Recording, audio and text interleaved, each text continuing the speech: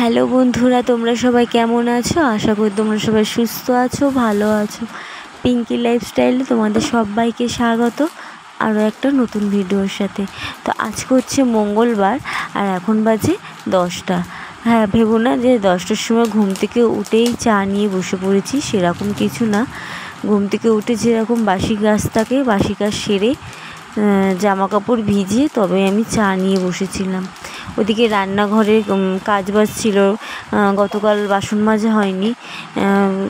দু একদিন মানে প্রত্যেক দিন যে মাজতে পারি রাত্রিবেলায় বাসন সেরকম না, ওই যে যা কাজলের উপর নির্ভর করে। কাজল যদি রাত্রিবেলায় তাড়াতাড়ি চলে আসে তো খাওয়া দাওয়া করে তাহলে বাসনটা মেজে নিতে পারি, আর যেদিনকে রাত করে আসে সেদিনকে আর খাওয়া দাওয়া করে আর ইচ্ছা করে না রাত্রিবেলায় বাসন মাজতে। তো সেরকমই যেদিনকে তাড়াতাড়ি আসে সেদিনকে মাজা হয়। তো ঘরের বাসন ছিল, বাসন মেজেছি। চাল ধুয়ে আমি তো সকালবেলা যখন মানে রান্নাঘরের কাজবাজটা করি তখনই একবারে চালটা ধুয়ে ভিজিয়ে রেখে দিই। এটাও সবসময় হয় না, যেদিনকে মনে হয় করব সেদিনকেই করি, মানে নিয়ম মতো আর কি হয় না। তো যাই হোক, চাল ভিজিয়ে দিয়েছি, রান্নাঘর পরিষ্কার করে বাসন মেজে তারপরে বসেছি চা নিয়ে। চা খেতে খেতে ভেবে নিচ্ছি কোনটার পরে কোনটা করব। আর হ্যাঁ, ওইদিকে হচ্ছে বাবান ঘুমাচ্ছে। তোমরা জানো বাবান বেলা অবধি ঘুমায়, যখন কলেজে না যাওয়ার থাকে তখন বাবান বেলা অবধি ঘুমায়। বাবানের জন্য আমার এই ঘরের কাজটা তোমাদের সাথে আর শেয়ার করা হয় না, কারণ এই দেখো এই সামনেটা একটু আলো, মানে দরজা থেকে আলো আসে তো সেটুকু মানে বসে দেখা যায়, এটুকু দেখা যায়। এরপরেটা ঠিকঠাকভাবে ক্যামেরা করলে আমি দেখতে পারবে না তোমরা, সেই জন্য আমার আর কাজবাজগুলো তোমাদের সাথে মানে শেয়ার করা হয় না। তো খেয়ে দিয়ে এখন এই সপ্তাহটা আমার বারান্দা মোছা, এই শুক্রবার অবধি আমার বারান্দা মোছা। তো সেরকমই খেয়ে দিয়ে ভাবছি। আর এর মধ্যে একটুখানি কথা বলতে কি ভুলভাল বকছি তো খেতে খেতে ওই ওপরের মিলি যাবে, মিলির সাথে একটু কথা বলবো। আর হ্যাঁ, তোমরা কিন্তু জানো এখন কিন্তু আমি দুধ চা খাই না, অনেক দিন হয়ে গেছে আমি লিকার চা খাচ্ছি।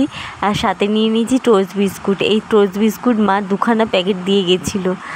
আমার বেশ ভালো লাগে টোস্ট বিস্কুট, আমার মেয়েও খায়, খুব বেশি যে ভালো খায় সেটা না, কিন্তু আমি অনেক দিন পর এই টোস্ট বিস্কুট খাচ্ছি। 2টো প্যাকেট দিয়ে গেছে, একটা প্যাকেট শেষ হয়ে গেছে, আগে দেখেছো তোমরা ভিডিওতে, আগের ভিডিও টোস্ট বিস্কুট, আর আজকে নতুন প্যাকেট ছিললাম। তো চলো খাওয়া দাওয়া চাটা খেয়ে নিই, খেয়ে আবার যেতে হবে অন্য কাজে। তো চা খেয়ে চলে এলাম এই যে বারান্দাটা মুছতে। আর একটা কি কাজ করেছো আমার মেয়ে জানো? তোমরা দেখলে হয়তো ভাববে আমি ট্যাটু করেছি, কিন্তু আদৌ না। পাশের বাড়ির দিদিও ভেবেছিল আমি ট্যাটু করেছি। আমার যে ঘাড়ের কাছে আছে তোমরা একটু খেয়াল করবে, ওখানটা আমার মেয়ে স্টিকার লাগিয়ে দিয়েছে আমার। তার সরি, ইগনোর করো, পাশে আমার মেয়ে দরজা খুলছে, হয়তো আওয়াজ তো তোমরা পেতে পারো। যেটা বলছিলাম, চিপসের প্যাকেটের মধ্যে যে স্টিকারগুলো আছে না, ওর এখনও সেই ছোটো বাচ্চা বুদ্ধিগুলো এখনও যায়নি। ওই স্টিকারগুলো পেয়ে কী করেছে, আমি শুয়েছিলাম, আমি জানতাম না, আমার ঘাড়ের মধ্যে মানে ওখানটা লাগিয়ে দিয়েছে, ঘাড়ের মধ্যে স্টিকারটা লাগিয়ে দিয়েছে ঘড়ি, জানো তো স্টিকারটা হচ্ছে ঘড়ি। পরপর 3 দিন পেয়েছে, 3 দিনই 3টে ঘড়ি, মানে স্টিকার। একটা আমার ঘাড়ে লাগিয়েছে, একটা ওর পায়ে লাগিয়েছে, একটা ওর বাবার পেটে লাগিয়েছে। মানে কি অদ্ভুত! আর ওটা লাগানোর পরে না আঠা তো ঘাড়টার কাছে একটুখানি চুলকাচ্ছে আর কি, সমস্যা হচ্ছে। পাশের বাড়ির দিদি এরকম ঘর ঝাড় বারান্দাটা ঝাড় দেওয়ার সময় আমার ঘাড়ের দূরের থেকে দেখেছে, দেখে ভেবেছে যে আমি ট্যাটু করেছি। আমাকে জিজ্ঞেস করছে, জেঠিমা জিজ্ঞেস করছে, আমি এমন জায়গায় দিয়েছি, আমি যদি এখন বাইরে বেরাই জামা কাপড় মানে রাস্তায় যদি বেরাই, ঘাড়টার কাছে পুরো দেখা যাবে, দূর থেকে মানুষ ভাববে আমি ট্যাটু করেছি, ঘাড়ে আমি ট্যাটু করেছি, এরকম একটা ব্যাপার। আমি বলছি তুই কী করলি? কারণ ওর এখনও এই বদমাশিগুলো যায় না, বাচ্চা বুদ্ধি, অবশ্য বেশি বয়স না, বাচ্চাইও তো এইগুলো করে বেড়ায়। যখন দিয়েছে না আমি বুঝতে পারিনি, হট করে দিয়েছে। আমি স্নান টান করে না খাওয়া দাওয়া করে এসে শুয়েছি, ও তো এরকম করে। এই দেখো এখন খেয়াল করতে পারবা, ওখানটায় ঘাড়ে লাগিয়ে দিয়েছে, আমি শুয়েছি, হট করে চিপকে দিয়েছে, আমি বুঝতে পারিনি। কি বলবো এই আর কি। তো চলো, এই যে ঘরটা ঝাড় দিয়ে দেখালাম, ঝাড় দিয়ে মুছে নেবো, সেটা তোমাদের সাথে শেয়ার করিনি, কারণ 11:30টার সময় জল আসে। তো এখনও 11:30 বাজে না। চা খেয়েই আমি চলে এসেছিলাম বারান্দাটা মুছতে। আর এদিকে বাবান উঠে গেছে, বারান্দাটা ঝাড় দিয়ে পরে বাবান উঠে গেছিলো। বাবানের জন্য এই যে পাউরুটি ছেঁকছিলাম, আর এদিকে ভাত বসিয়ে দিয়েছি। এটা তোমার অনেকক্ষণ বাদের কথা, কাজবাজ করেছি যখন জল চলে এসছে। বাবা নিয়ে বেরাচ্ছে এখন বাজে 4:30। ওই যাবে হচ্ছে কলেজে, বিদ্যাসাগর কলেজে যে সিট পড়েছে ওদের 15 তারিখ, আর 24 তারিখে পরীক্ষা। তার বন্ধুরা মিলে আগের দিয়ে কলেজটা দেখে আসতে যাচ্ছে। খাওয়া দাওয়া করে এই অনেকক্ষণ বাদে তোমাদের সামনে এলাম। তো চলো রেডি হয়ে নিক, পরে আবার দেখাচ্ছি। এখন বাজে 9:30, রাত 9:30। উফ বাবা, এত মশা গো, রান্নাঘর কি কোথাও যাওয়া যায় না মশার জন্য।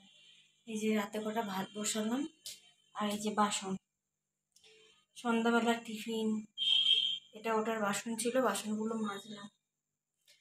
আর বাবান তো কলেজে গেছিলো, মানে কলেজে বলতে কি দেখতে গেছিলো। ও বাড়ি এসছে, বাড়ি এসে আবার পড়তে গেছে, ঢুকে যাবে 9:30, 9টা ওই 9:45, 9:40 এরকম টাইমেও ঢুকে যায়। তো আমি তাড়াতাড়ি ভাতটা বসিয়ে দিলাম। আর ঘরটা অগোছানো হয়ে গেছিলো, আবার একটুখানি ঝাড়াঝাড়ি করে একটু পরিষ্কার করলাম। একবার তো এলো এসে, বাবার মানে ওখান থেকে আসলো, এসে জামা কাপড় চেঞ্জ করলো, মানে গা ধুলো, গা ধুয়ে জামা কাপড় চেঞ্জ করলো, করে তারপরে বেরালো। আবার একটু উল্টো পাল্টা করেছিল, আবার ওগুলো একটু গুছিয়ে নিলাম, নাহলে কালকে আবার চাপটা বেশি হবে। কালকে একটুখানি আবার বেরানোর আছে, হয়তো একটু বেরাতে পারি, সকালবেলায় হয়তো বেরাতে পারি। এই তো। আর মাও নেই, মাও গেছে গোড়া বাজারে কিছু দরকারে। আর এত মশা গো, সর্বক্ষণ যদি পাখা চালিয়ে রাখি, পাখার হাওয়াটাও তো একদম হয়ে যায়, যেন পাখাটাকেও তো মানে হাওয়া না, বিশ্রাম দেওয়া দরকার। ওই সন্ধ্যাবেলাটা একটু বিশ্রাম দিতে পারি, তাও একটু গরমটা কম আছে বলে, তাই অতিরিক্ত গরম পড়লে মানে 24 ঘন্টাই পাখা চলে, পাখা তখন আর বন্ধ হয় না। এখন মানে পাখা বন্ধ করে বসে থাকা যাচ্ছে, এই কারণে একটু বুঝতে পারছি। তাও ওই 5-7 মিনিট হলো বন্ধ করেছি। তো ভাতটা বসালাম।